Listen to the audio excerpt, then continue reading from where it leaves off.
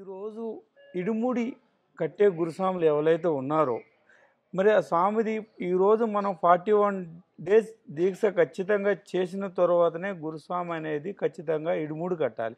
కానీ ఈరోజు మాలాధారణ అనేది కమర్షియల్ చేసి 3 రోజులకి 9 రోజులకి 11 రోజులకి 21 రోజు దీక్ష చేసి ఈరోజు ఫ్లైట్లో వెళ్ళి పంబాలో ఇడుముడి కట్టుకొని బంగారం మెట్లు అనేది ఎక్కి స్వామివారిని దర్శనం చేసుకొని రిటర్న్ ఫ్లైట్ ఎక్కి వస్తున్నారు. ఈరోజు అది అనేది ఎంతవరకు అనేది కరెక్ట్ గురుస్వామి? ఇవాళ రేపు ప్రతి ఒక్కరు మాలాధారణం చేసుకొని నేను కొండకు వెళ్ళాలి, వెళ్ళి రావాలి అనే ఒక ఆలోచనే ఉంది తప్ప నేను దీక్ష చేయాలి, దీక్ష చేసుకుంటే నాకు వచ్చేటువంటి లాభం గురించి ఎవరు ఆలోచించడం లేదు.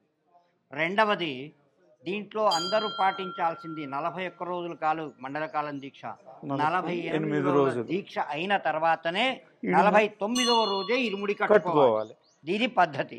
కానీ 11 రోజులు, 5 రోజులు, 21 రోజు ఇవన్నీ చేస్తూ ఉన్నారు. కారణం ఏంది? మాకు దేవుణ్ణి చూడాలి అనే ఆకాంక్ష తప్ప వేరే దురుద్దేశం వాళ్ళు లేదు.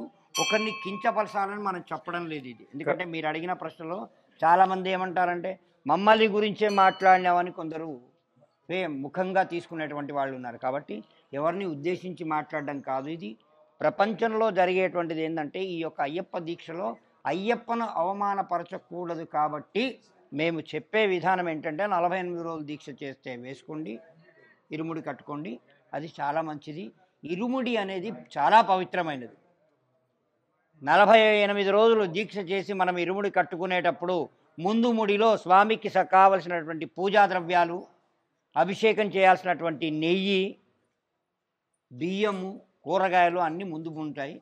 వెనకాల మనం తినుబండారాలు మనకి ఏవైతే కావాల్సినవి కూరగాయలు అవన్నీ సంబంధించినట్టే వెనక ముళ్ళు ఉంటాయి. ఈ 2 ముడులను కట్టుకొని ముందు భాగం స్వామికి సమర్పించాల్సినటువంటి భాగాన్ని ముందు పెట్టుకొని ఇరుముడి ప్రమాణం చేసుకొని బయలుదేరతాం.